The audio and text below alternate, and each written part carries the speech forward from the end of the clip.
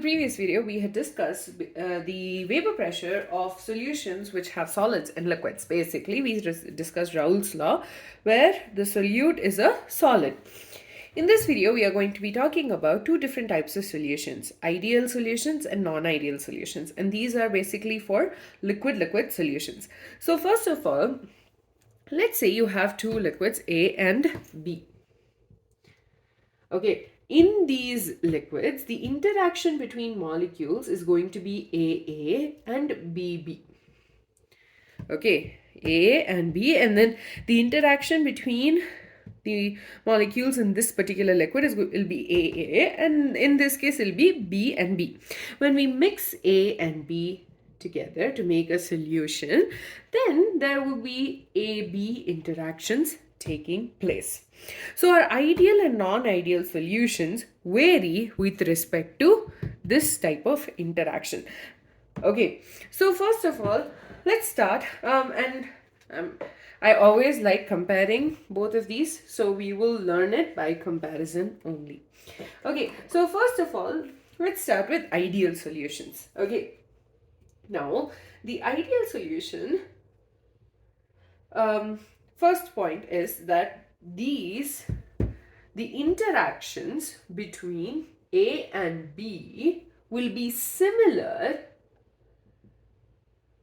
to that of AA and BB.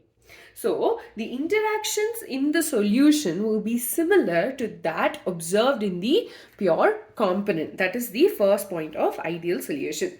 Obviously, the non-ideal solution, AB interactions are not similar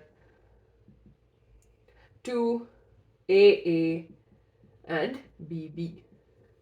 So the interactions are similar in ideal solutions and they are not similar in non-ideal solutions.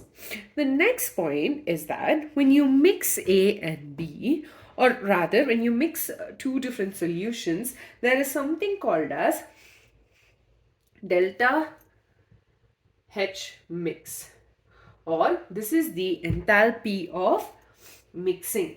Okay, so the enthalpy of mixing for this is going to be equal to 0 for ideal solutions, again because of the similarity in the interactions, whereas in case of non-ideal solutions, delta H mix is not equal to 0. Okay, so here delta H mix is equal to 0 for ideal, and this is not equal to 0 for non-ideal solutions. The next one is that this was pretty cool. Delta V mix, that is, the change in volume, is equal to 0 for an ideal solution. Whereas a non-ideal solution, there is a change in the volume. Now, let's say I actually do have to, so like sometimes when you have to make like an ethanol mix, like for various chemical reactions, or actually basically we do make some ethanol in the lab where I work.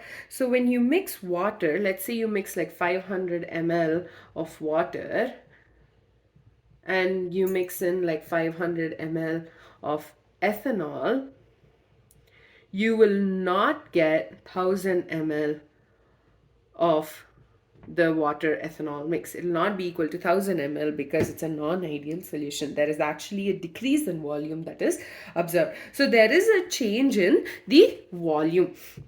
That is what I'm trying to say. So delta V mix for an ideal solution is equal to 0, whereas it's not equal to 0 for a non-ideal solution. Now, the last point is that this particular solutions, their components obey Raoult's law.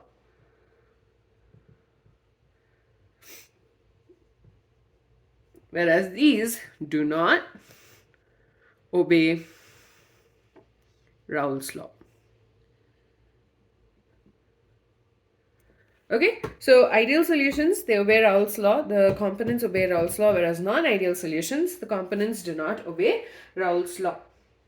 So from this, you can draw certain conclusions. First of all, for the formation of the ideal solution, the components are the two components which form the ideal solution will have a similar molecular structure and a similar molecular size and almost identical intermolecular forces.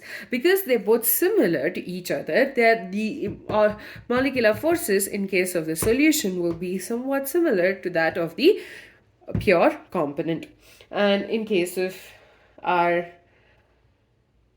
non-ideal solutions, they are basically formed by the molecules will be differently sized, they will have different kinds of interactions in between them, and then you will also see that they might not the difference, there is a different kind of interaction between the molecules of the pure compound versus that of the ideal solution, which is why you have this happening.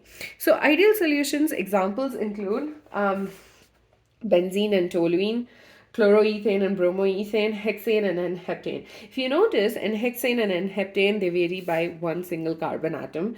Hexane has 6 carbon atoms, heptane has 7. Bromoethane and chloroethane, both of them have 2 carbon atoms. I'm just going to draw the structures. Okay, so chloroethane, Cl, CH2, CH3. Bromoethane is Br2, Br, CH2, CH3. And then the other one was benzene and toluene, right? Yeah. Benzene is just a aromatic ring. I'm pretty sure you know what this is by now.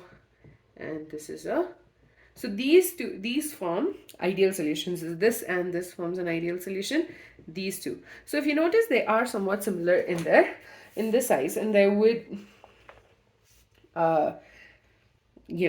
they would form ideal solutions. But remember, a perfectly ideal solution is actually quite rare. In real life, nothing is ideal, honestly.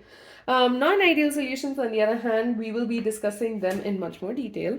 Non-ideal solutions are classified into two based on how they do not obey the Raoult's law. There are some which have a negative deviation, some which have a positive deviation, and this is again based on their intermolecular interactions between the molecules. It's always going to come back to the interaction between the molecules.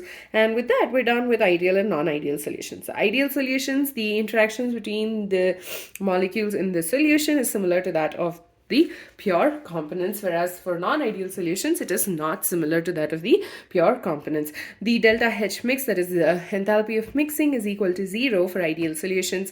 Delta H mix, which is not equal to 0 for non-ideal solutions. The delta V mix, basically there is no change in the volume. So when you mix 10 ml of one liquid with a 10 ml of the other liquid, the total volume is equal to 20 because and there is not a change in the volume, whereas in this case, there's no loss of volume, whereas in this case, as I told you, when you mix water and ethanol, there is a decrease in the volume because it's a non-ideal solution. Ideal solutions, all the components obey Raoult's law, whereas non-ideal solutions do not. The components do not obey Raoult's law. And non-ideal solutions are further classified into non-ideal solutions with a positive and a negative deviation from Raoult's law, and we will be discussing that in the next video.